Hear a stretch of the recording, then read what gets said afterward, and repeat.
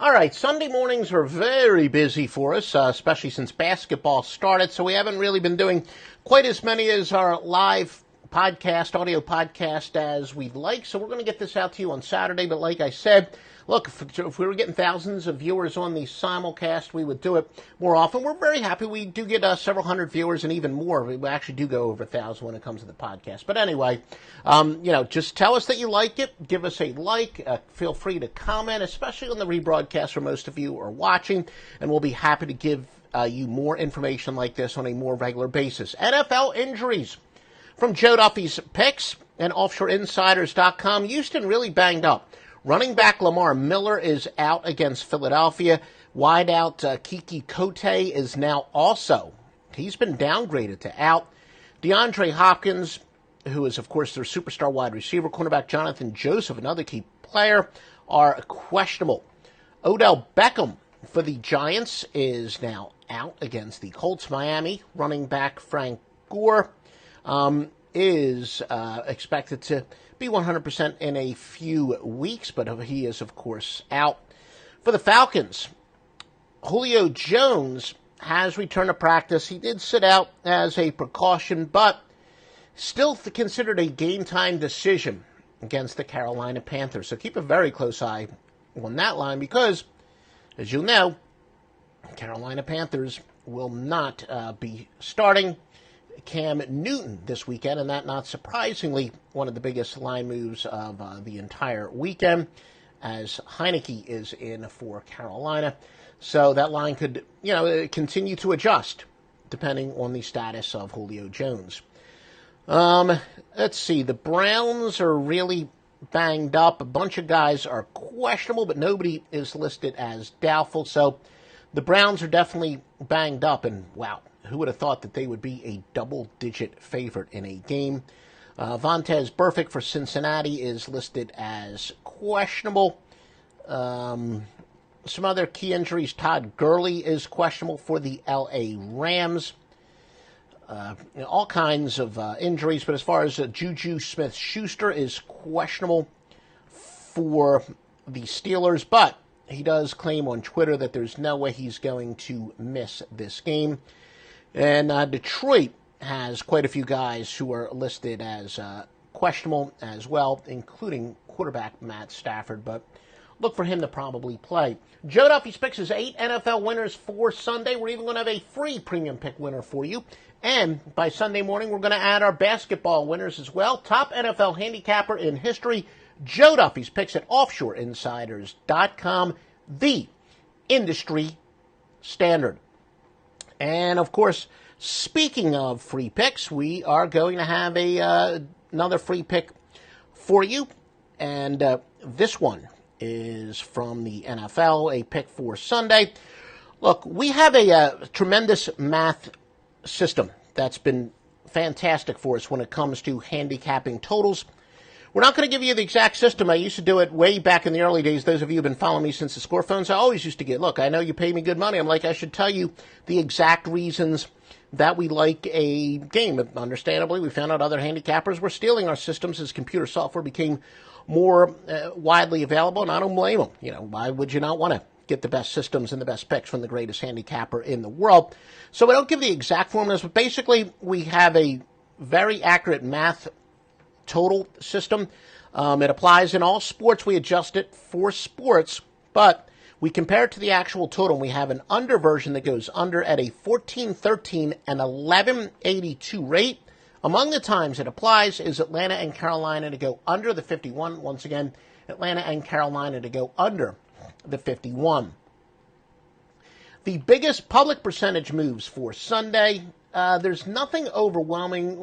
There's nothing overwhelming when it comes to sides, when it comes to the number of picks. But as far as money, 72% of the money is on the New York Giants.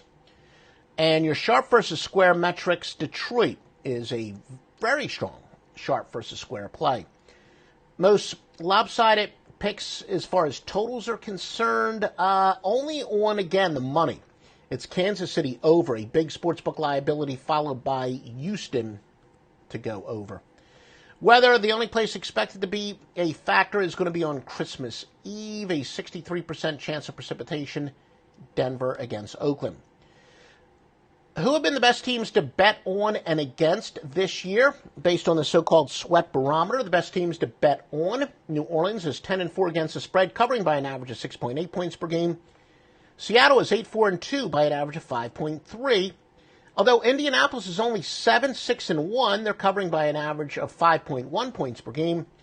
Conversely, the Bears are 10-4 against the spread, though covering by 4.8. So, most gamblers, when it talks about, a lot of gamblers would say that the spread record is more of a lag statistic.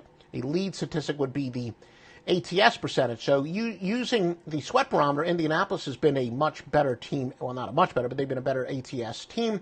Although, using the ATS record, it would be Chicago. But here on the simulcast, the OffshoreInsiders.com simulcast, we like to use the We Report, You Decide.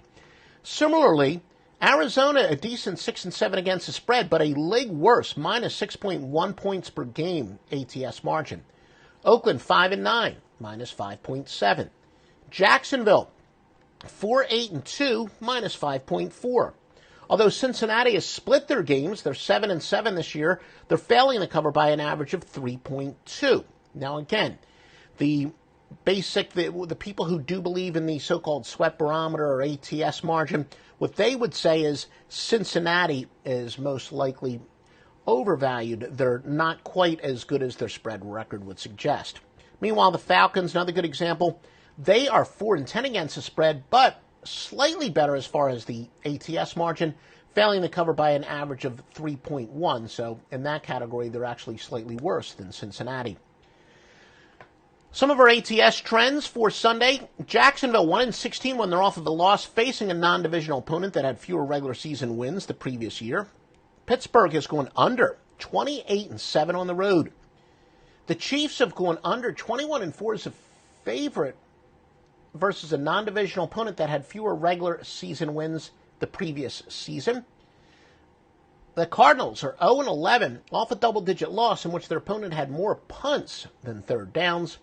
New England, though, continues to be very good, 38-14 going back to 2013 at home. New England 34-14 as a home favorite. Biggest line moves, and this is clearly because of the Cam Newton injury. Carolina opened up as a 3.5-point favorite, but they're now getting 3. We told you about all about Houston's key injuries. They open up as a 1.5-point favorite, but Philadelphia now the 2.5-point favorite there. And who would have thunk it? Cleveland opened up as a 6.5-point favorite to Cincinnati.